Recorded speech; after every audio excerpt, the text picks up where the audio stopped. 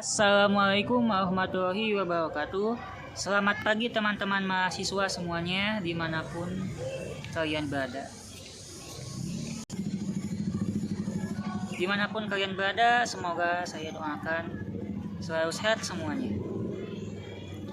Di video kali ini saya akan mencoba membahas sebuah bahasan yang menurut saya begitu penting gitu ya. Dan ini juga berdasarkan pengalaman pribadi saya saat menyusun sebuah artikel, yaitu tiga alasan artikel yang kita buat ditolak gitu ya. Dalam membuat sebuah artikel, ada kalanya kita tidak selalu disetujui oleh dosen gitu ya. Ada kalanya juga mungkin ini terjadi juga gitu ya, artikel kita yang telah dia buat itu ditolak gitu ya.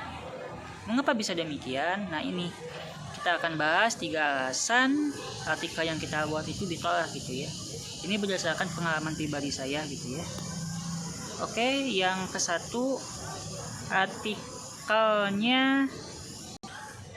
artikelnya itu tidak menarik gitu ya. Mengapa sebuah artikel dikatakan tidak menarik gitu ya? Nah, ini ya, artikel bisa dilihat kemenarikannya itu bisa dilihat langsung dari judul ya.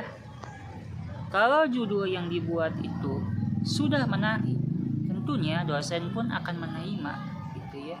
Dosen pun akan menyetujui gitu ya dalam pembuatan artikel tersebut gitu ya. Sebagai mahasiswa kita tentunya gitu ya, untuk bisa membuat artikel yang menarik, terutama dari bagian judul gitu. Kalau sudah bagian menarik, judulnya udah menarik, maka nanti artikelnya juga akan diterima gitu ya.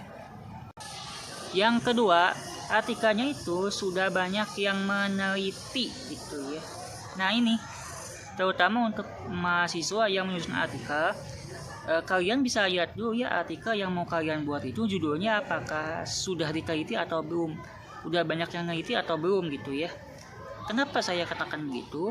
Karena kalau misalkan kita membuat artikel tapi sudah banyak yang meneliti gitu ya, artinya kita tidak punya inovasi baru gitu terhadap artikel tersebut gitu ya.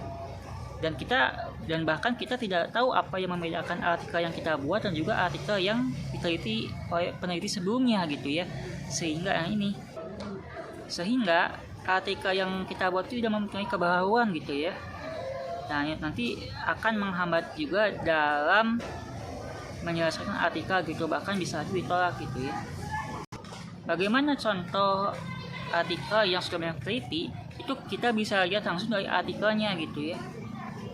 Dari artikel dari jurnal yang mau kita pilih gitu, yang mau kita submit gitu ya. Kalau misalkan contohnya banyak artikel yang judulnya tuh mengenai analisis. Nah, kalau misalkan si tempat jurnal tersebut banyak yang membuat judul tentang analisis, itu nanti akan menghambat juga. Karena apa? Yang analisis sudah banyak gitu ya di artikel tersebut, sehingga nantinya dosen agak kurang setuju gitu mengenai judul tersebut gitu ya. Yang ketiga, ini yang penting juga gitu ya. Lihat juga di dalam artikelnya itu menerima artikel dengan jenis penelitian apa gitu ya.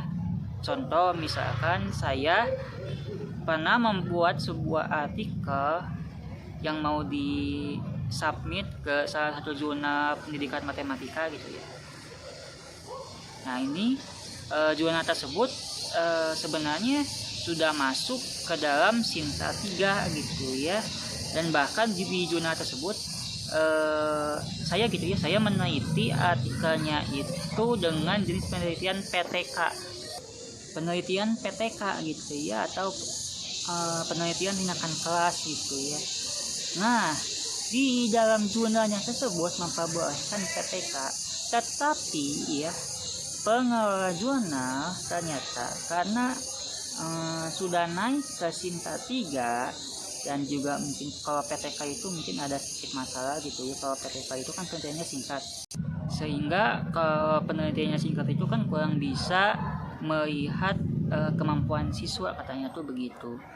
Padahal kan di zonanya itu memperbolehkan PTK gitu di dalam bahkan di ketentuan dalam zona matematika tersebut boleh PTK, tetapi dari dosen ini tidak boleh PTK untuk memasukkan artikel tersebut ke dalam zonanya. Kenapa? Karena itu tadi, karena PTK sudah tidak bisa baku lagi gitu menggunakan penelitian tersebut gitu ya. Nah di sini berarti sebelum Anda memasukkan artikel dengan jenis misalnya PTK gitu, tanyakan dulu kepada pengajuan apakah boleh atau tidak gitu ya menggunakan jenis penelitian tersebut, supaya nantinya seperti saya udah selesai dibuat ternyata tidak diperbolehkan, ditolak gitu artikelnya itu.